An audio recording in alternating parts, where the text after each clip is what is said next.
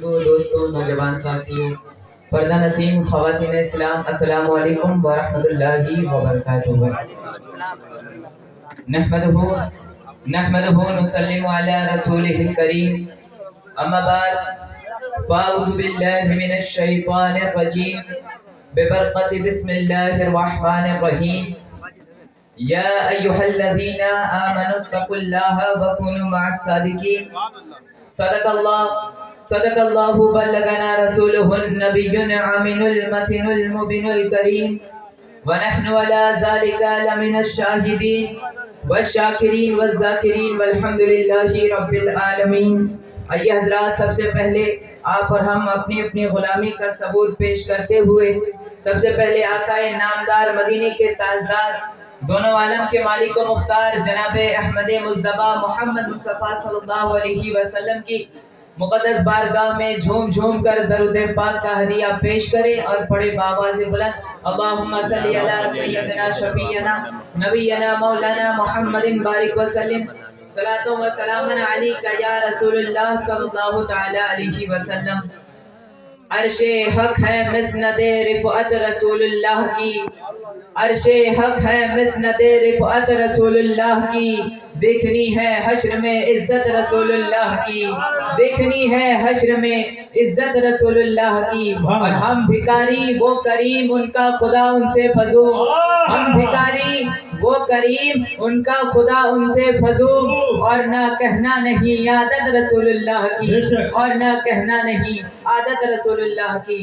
حضرات محترم، خطبہ مسنونہ کے بعد میں نے جس آیت کریمہ کی تلاوت کرنے کا شرف حاصل کیا اس کا سیدھا سادہ ترجمہ یہ ہے، یا ایھا الذین آمنوا اتقوا اللہ وکونوا مع الصادقین، یعنی اے ایمان والو اللہ سے ڈرو اور سچوں کے ساتھ ہو جاؤ۔ حضرات محترم، ایک عربی نے حضور صلی اللہ تعالی علیہ وسلم سے پوچھا کہ حضور مجھے سب سے اچھا اور نیک بننا ہے، تو حضور صلی اللہ علیہ وسلم نے فرمایا کہ اللہ کی عبادت یوں کرو کہ گویا تم اللہ کو دیکھ رہے ہو، اگر تم اسے نہیں دیکھ رہے ہو تو وہ تو تمہیں دیکھ ہی رہا ہے۔ نعرے تکبیر، نعرے رسالت، یا رسول رسول اللہ کے اعلیٰ حضرت، زندہ باد، علماء اہل سنت، زندہ باد، خطیب و امام جھنگنی باری، زندہ باد۔ سبحان اللہ سبحان اللہ، ماشاءاللہ۔ اس عربی کا سوال تھا کہ حضور مجھے کامل ایمان والا بننا ہے۔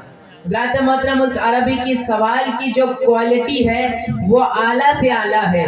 وہ کیا کہتا ہے کہ مجھے ایمان والا نہیں بننا بلکہ مجھے کامل ایمان والا بننا ہے۔ تو قربان میرے آقا نے اسے کیسے پیارے ضابطے عطا کیے کہ اپنے اخلاق اچھے کر لو، کامل ایمان والے بن جاؤ۔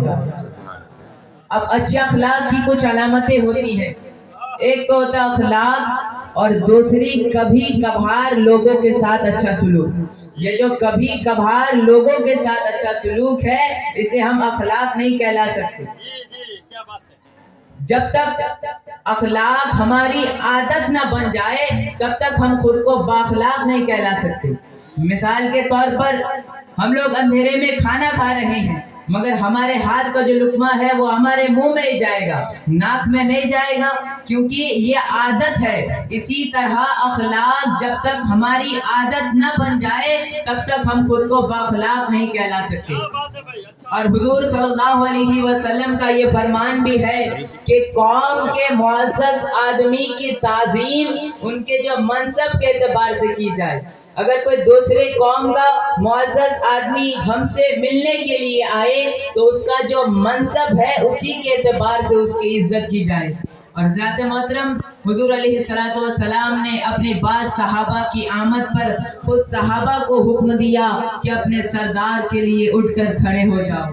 اسی طریقے سے اٹھ کر کے کھڑے ہونا، پہلے سلام کرنا، اور گفتگو میں یہ بات یاد رکھنا کہ سامنے والے کا دل نہ ٹوٹے، یہ بھی اچھے اخلاق کی علامتیں ہوتی ہیں۔ اور اسی طریقے سے اگر گھر میں مہمان آ جائے تو ان کی میزبانی کرنا، مہمان کو کھانا کھلانا ایک الگ عنوان ہے اور میزبانی کرنا ایک الگ عنوان ہے۔ مہمان کو آنے پہ کھانا تو سب کھلاتے ہیں لیکن میزبانی سب نہیں کر پاتے۔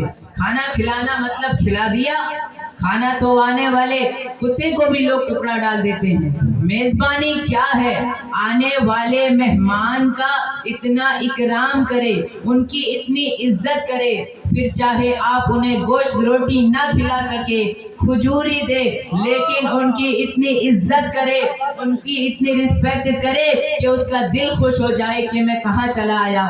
یہ ہوتی ہے میزبانی۔ بلکہ بعض مرتبہ تو ایسا ہوا کہ حضور صلی اللہ علیہ وسلم کے گھر مہمان آ گئے اور کھلانے کے لیے کچھ نہ تھا، تو حضور نے اپنی بعض چیزیں گروی رکھ کر کے لوگوں کو کھلایا۔ حضرات محترم، حضور صلی اللہ علیہ وسلم کے اخلاق کریمہ کو دیکھتے جائیے اور اپنی زندگی گزارتے جائیے۔ پڑوسیوں کے ساتھ کیا اخلاق، جن کے ساتھ ہم اٹھتے بیٹھتے ان کے ساتھ کیا اخلاق کریم تھے میرے مصطفیٰ صلی اللہ علیہ وسلم کے۔ حضرات محترم، اگر مصطفیٰ جان رحمت کے اخلاق کا بات چھڑ جائے تو پھر آپ لوگ سمجھ سکتے ہیں کہ بات کہاں کو پہنچے گی۔ اس کے لیے تو پھر راتیں چاہیے۔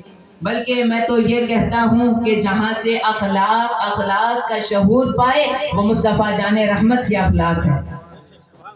حضرات محترم، اب آئیے اخلاق سے جڑی ایک روایت ہے کہ حضور صلی اللہ تعالی علیہ وسلم حالت سفر میں ہیں۔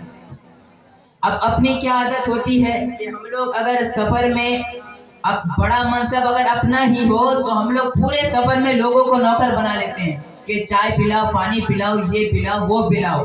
اب لوگوں کی عجیب فطرت بھی ہوتی ہے، بعض لوگ اللہ خیر فرمائے پھر تو ان کا ہاتھ اپنے جیب میں بھی نہیں جاتا، سوچتے ہیں سفر میں پورے لوگوں کو لوٹ ہی کھا لے۔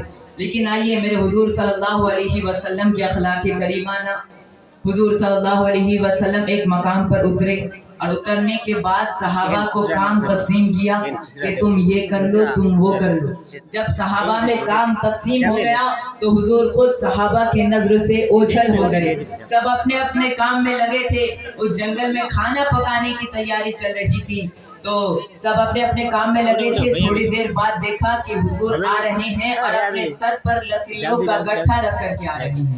اللہ اللہ، جس کی رسائی خدا تک ہو، جو میدان محشر کا دولہا ہو، جو مالک جنت ہو، اس نے آسان کام دوسروں کو سونپا اور جو سب سے مشکل کام ہے وہ اپنے ذمہ لے لیا۔ تو صحابہ دیکھتے ہی دوڑے اور کہنے لگے یا رسول اللہ آپ نے یہ کیا کیا؟ تو حضور نے فرمایا